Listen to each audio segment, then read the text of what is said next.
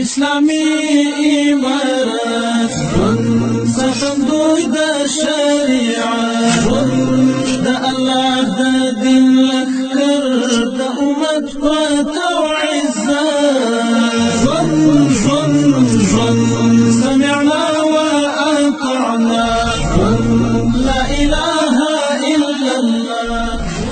لکه څنګه چې له کافرانو سره جهاد کول یو شرعي فریضه ده، د اسلام او د مسلمانانو د مصالحو د خوندي کولو لپاره الله تعالی له کافرانو سره په داسې ډول چې د اسلام شاعر تر پښو لاندې نسی سوله کول روا کړي دي.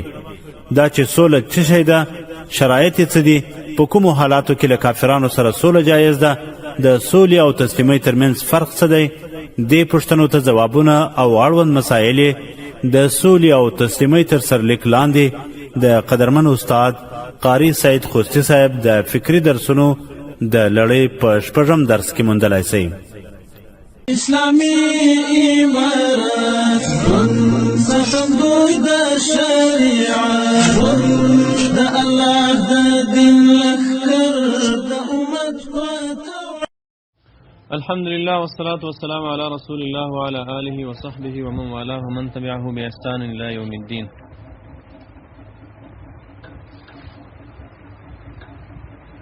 نن داس د سولې او تسلیمۍ ترمنځ فرق. سولې او تسلیمۍ ترمنځ فرق. د سولې او تسلیمۍ تعریفونه. د اسلامي شریعت له مخې سوله کله جایز ده؟ صلح. د صلح په نامه د تسلیم شوو حکم. د سولې او د تسلیمۍ تعریفونه. صلح چې دا نبی کریم صلی الله علیه وسلم په خپل حیات طیبه کې د حدیبیه صلح کړی و. صلح د حدیبیه. د حدیبیه صلح قصه چې دا هغه ډیره اوږده ده، زه یې تاسو ته لاندې مختصر وایم. نبی کریم صلی الله علیه وسلم خوب ولیدو چې زه عمره کوم. درې ورځې دا خوب ولیدو، صحابه کرامو سره چې کله خوب شریک کړو نو دوی قصد وکړ چې څه لوړ بشو عمرې ته، عمره وکړو. کله چې دوی روان شول مکې مکرمې ته چې نږدې شول نو ولته چې کفار خبر شول، هغوی وویل چې نه یې پرېږدو، حرم ته یې نه پرېږدو. کیسه کفارو مکې قریشو لښکر ته یې ورکړو چې جنګ دې پوره. نبی کریم صلی الله علیه وسلم وفرمایل چې موږ د عمرې لپاره وروتلي یو، موږ د جنګ لپاره نه یو وروتلي. موږ د عمرې ته پرېږدي چې عمره وکړو، د الله کور باندې حرم دی، حرم ته د موږ پرېږدي. دوی نه منله. قصه ډېره اوږده شوه. حضرت عثمان رضی الله عنه نبی کریم صلی الله علیه وسلم ولیږلو مکې مکرمې ته، د دې دپاره چې د قریشو د مشرانو سره وویني او هغوی په دې پوهې کې چې موږ جنګ ته نه یو روغلي، جنګ ته نه رسو، موږ صرف حرم شریف باندې طواف کو او بیا سو. قریش دا خبره نه منله. اخره د عثمان رضی الله عنه د شهادت خبر راغلو چې عثمان رضی الله عنه شهید کړو کفارو. دلته نبی کریم صلی الله علیه وسلم ډېر خفا شو، صحابه کرام هم ډېر خفا شول، مایوس شول. نبی کریم صلی الله علیه وسلم د بیعتونو ټولول شروع وکړه. بیعت الرضوان یوه شجره وه، دغې لون د یوه ونه د حدیبیې مقام ده، د حدیبیه د یوه ځای نوم ده مکې مکرمې نه بهر. دا د حدیبیه مقام کې پیغمبر علیه الصلاة والسلام صحابه کرام جمع کړل، یوه ونه وه، د ونې لون د نبی کریم صلی الله علیه وسلم د بیعتونو وخوستل شروع کړل. بیعت علی الموت، تر مرګه پربو مونږ د څو پر چې عثمان رضی الله عنه انتقام مونږ وخوسته نه وي، هغې پربو مونږ جهاد کوو د اسلام. 14 کسان وو تقریبا صحابه کرام چې نبی کریم صلی الله علیه وسلم سره لوس پلوس بیعت وکولو. آخر کې عثمان رضی الله عنه پوه شو. د عثمان رضی الله عنه بیعت پیغمبر علیه السلام په خپله وکولو چې دا د عثمانیت د عثمان دی. دې نه وروسته مکې مکرمې خلکو د عثمان رضی الله عنه د شهادت خبر درویغ شو. مکې مکرمې خلکو دا مشرکینو د دوی مشوره وکړه چې پیغمبر علیه السلام ته وفد ورولګي. یورې وفد راغلو، قصه اوږده. هغې وفد سره پیغمبر علیه السلام خبره پوه نه شو، هغه جوړ نه شو، هغه لوړ رخصت کړو. هغې نه وروسته د سهل په نوم غالبا سهیل و د قریش یو مشر و د په مشرۍ باندې بل وفد راوړو. دا چې کله دا وفد روان شو پیغمبر اسلام خبر شو، پیغمبر اسلام صحابه کرامو ته وویل چې دا د قربانۍ چې کومې وخې دي دا قطور وي ته ودروئ. د قربانۍ مال چې وي هغې ته به دوی قلاده ورچوله، خپل نشان به کې و چې دا د حرم کې بالولیږي ذبح کېږي. هغې ته به بیا لیار کې چا غراض نه والو، کور به نه ور لرلو. نو پیغمبر اسلام صحابه کرامو ته وویل چې دا د قربانۍ هغه چې دي دا ټولې قطور وي ته ودروئ چې سهیل ته معلومه شي. سهیل روغلی روان د الله تعالی په سهولت روغلي چې هغې ته معلومه شي چې موږ جنګ ته نه یو روغلي. کله چې هغه روغلو نو هغې د پیغمبر علیه السلام څخه خبرې وکړې. هغې نه مخکې بل قاصد دوی راولګلو. هغه چې روغلي چې کله په لیار کې دا وښې ولیدې چې دا خو هغه دي د حرم د ذبحې وښې دي، هغه واپس شو. دې څه خبرو ته ضرورت نشته، دا خو جنګ ته نه دی روغلي، دا عمرې ته روغلي دي، حرم ته سي. خو خیر دغه بل کاس چې روغلو سهیل ابن عمر غالبا هغه چې روغلو پیغمبر علیه السلام سره خبرې وکړې. نو د صلح د حدیبیې معاهده ته یوره شوه. هغه معاهده کې پیغمبر علیه السلام دوی ته وویل چې زه د قریشو ته یم چې دوی جنګ وخوړل، دوی د مو او نوره کفار سره پرېږدي،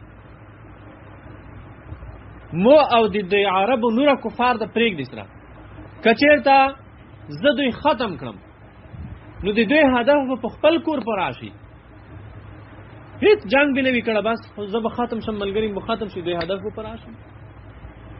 که زه په دې نورو کفارو غالب شم بیا به زه دوی سره جنګ کوم. هغې وخته پر د الله دین لوړ شي نو دوی د مو پرېږدي څه وخت.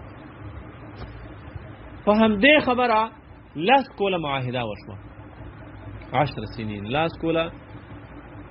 ځینې قبایل د نبی کریم صلی الله علیه وسلم په حلف کې داخل شول، ځینې قبایل د عربو هغه د قریشو په حلف کې داخل شول. حلف معنا تړون، ځینې د پیغمبر اسلام سره په تړون کې شامل شول، ځینې د دوی سره. دا معنا چې که د پیغمبر اسلام سره په تړون کې کومې قبیلې وي که قریشو په هغوی نه تجاوز کړی وای نو دا تړون موت بللی کېدو، بیا به پیغمبر اسلام د هغوی دفاع کوله. همداسې که دغې په هغه نورو کړی وای بیا به د هغوی دفاع کوله.